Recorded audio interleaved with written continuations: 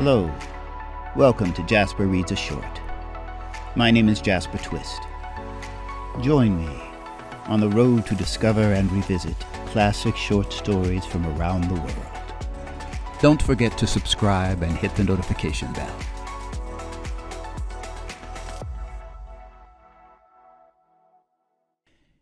Guy de Maupassant was a French author, remembered as a master of the short story form. Many of his stories are set during the Franco-Prussian War, 1870 to 1871, and describe the futility of war and the innocent civilians who, caught up in events beyond their control, are permanently changed by their experiences. Guy de Maupassant was born on August 5, 1850, in Tourville-sur-Arques, Normandy, France, and died on July 6, 1893, in Passy, Paris, France, aged 42.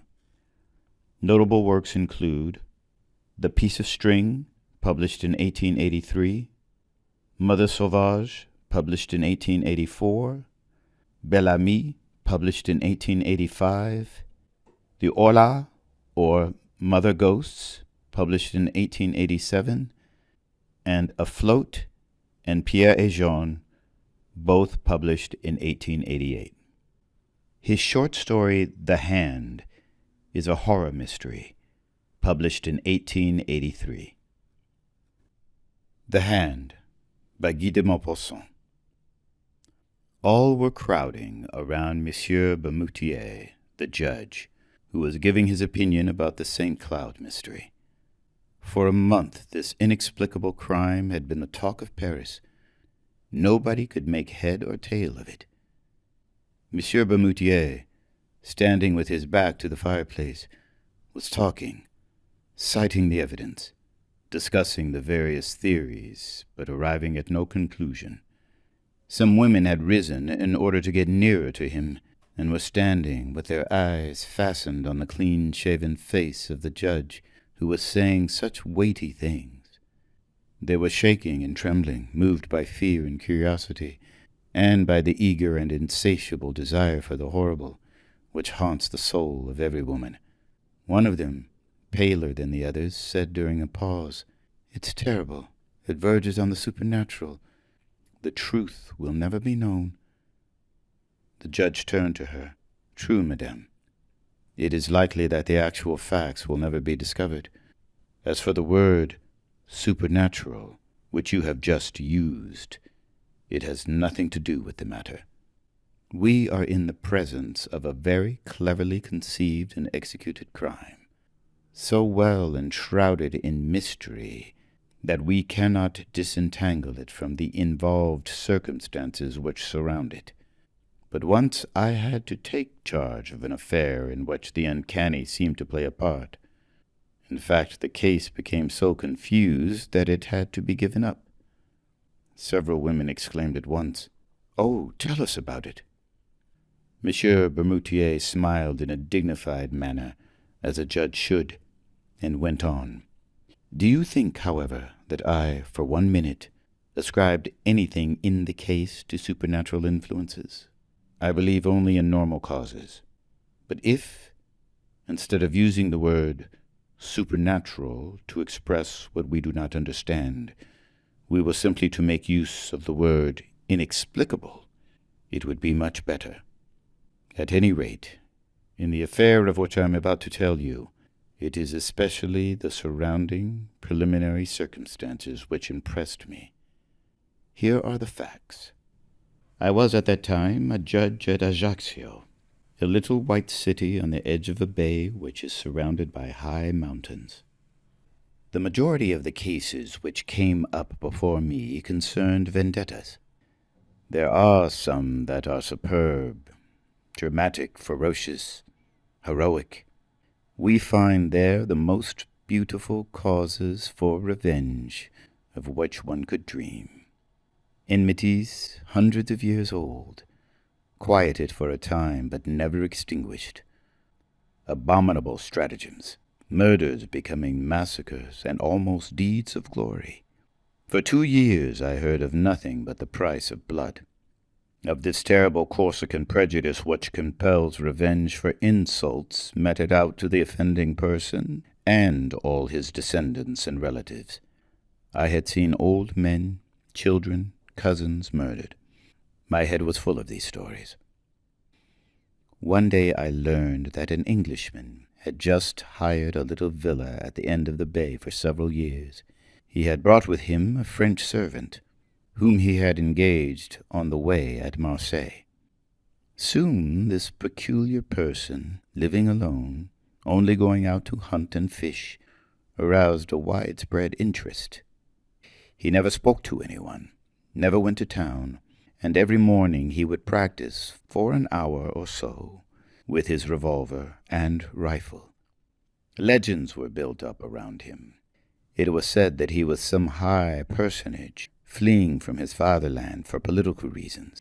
Then it was affirmed that he was in hiding after having committed some abominable crime. Some particularly horrible circumstances were even mentioned. In my judicial position, I thought it necessary to get some information about this man, but it was impossible to learn anything. He called himself Sir John Rowell.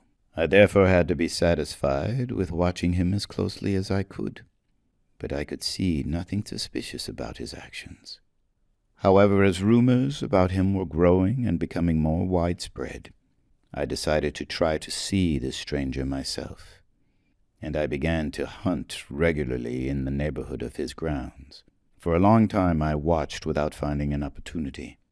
At last it came to me in the shape of a partridge, which I had shot and killed right in front of the Englishman.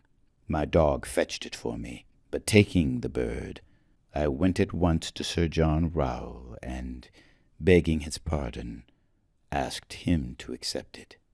He was a big man with red hair and beard, very tall, very broad, a kind of calm and polite Hercules. He had nothing of the so-called British stiffness, and in a broad English accent he thanked me warmly for my attention. At the end of a month, we had had 5 or 6 conversations. One night, at last, as I was passing before his door, I saw him in the garden, seated astride a chair, smoking his pipe. I bowed, and he invited me to come in and have a glass of beer. I needed no urging. He received me with the most punctilious English courtesy, sang the praises of France and of Corsica, and declared that he was quite in love with his country. Then, with great caution and under the guise of a vivid interest, I asked him a few questions about his life and his plans. He answered without embarrassment, telling me that he had traveled a great deal in Africa, in the Indies, in America. He added, laughing, "I have had many adventures." Then I turned the conversation on hunting, and he gave me the most curious details on hunting the hippopotamus, the tiger, the elephant, and even the gorilla. I said, "Are all these animals dangerous?" He smiled. "Oh, no. Man is the worst." And he laughed a good broad laugh, the wholesome laugh of a contented Englishman. I have also frequently been man-hunting. Then he began to talk about weapons, and he invited me to come in and see different makes of guns.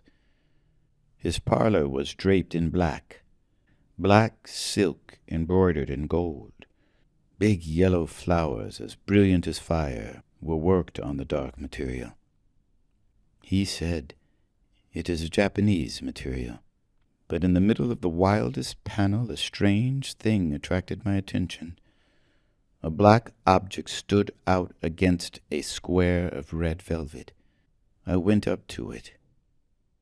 It was a hand, a human hand. Not the clean white hand of a skeleton, but a dried black hand with yellow nails, the muscles exposed and traces of old blood on the bones, which were cut off as clean as though it had been chopped off with an axe near the middle of the forearm. Around the wrist, an enormous iron chain, riveted and soldered to this unclean member, fastened it to the wall by a ring, strong enough to hold an elephant in leash.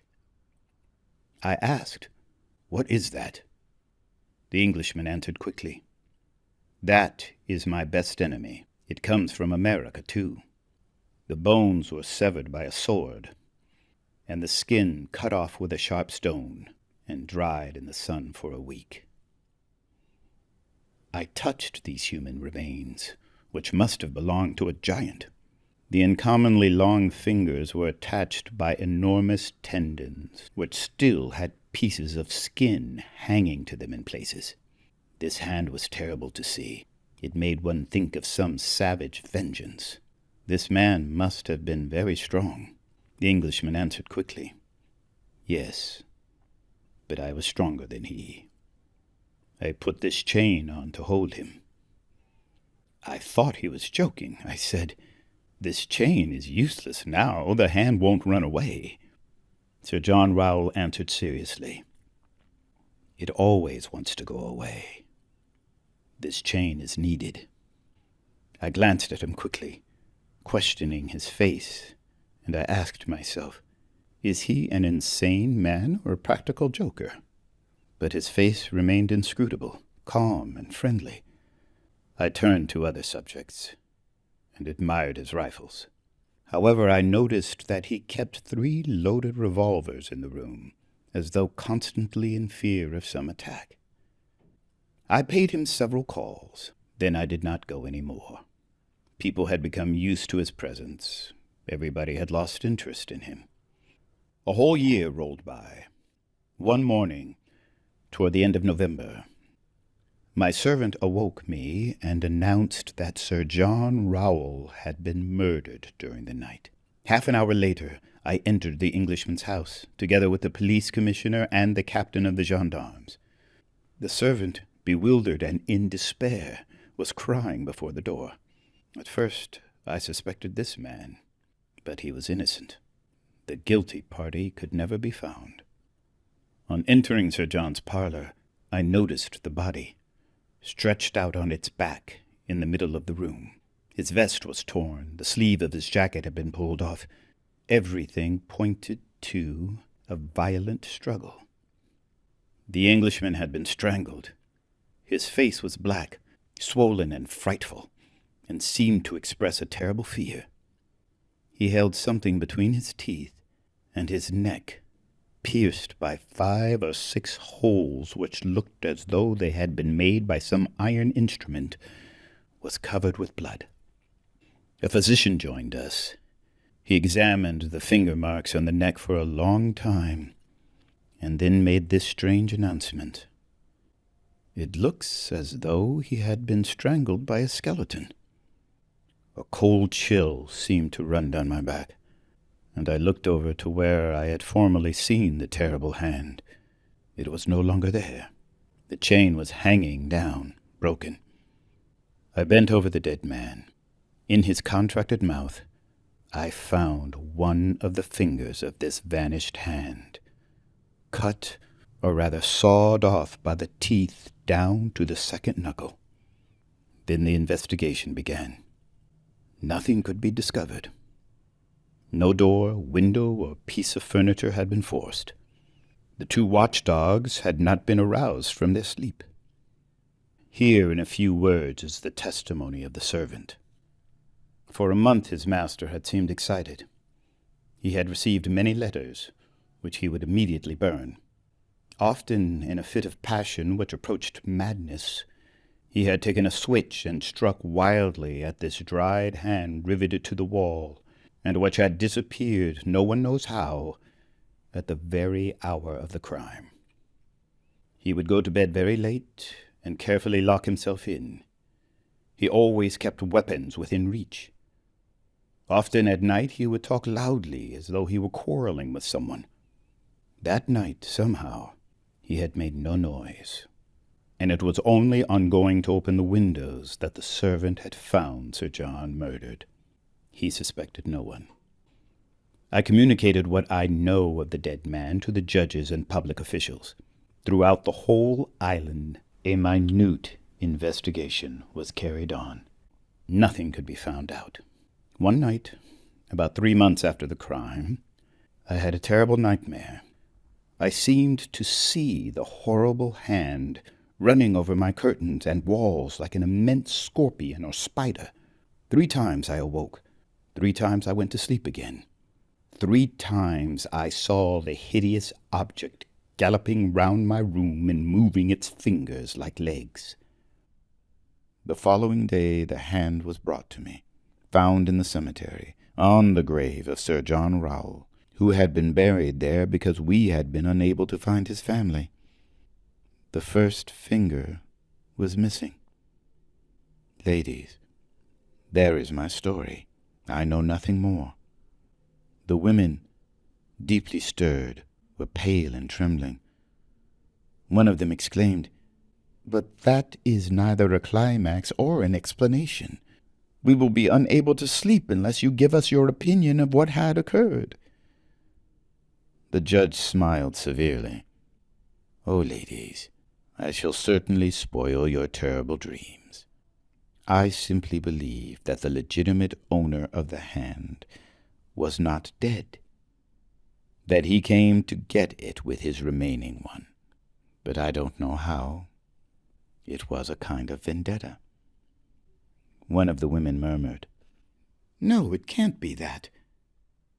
And the judge, still smiling, said, "Didn't I tell you that my explanation would not satisfy you?" Thank you for listening. Please subscribe and hit the notification bell.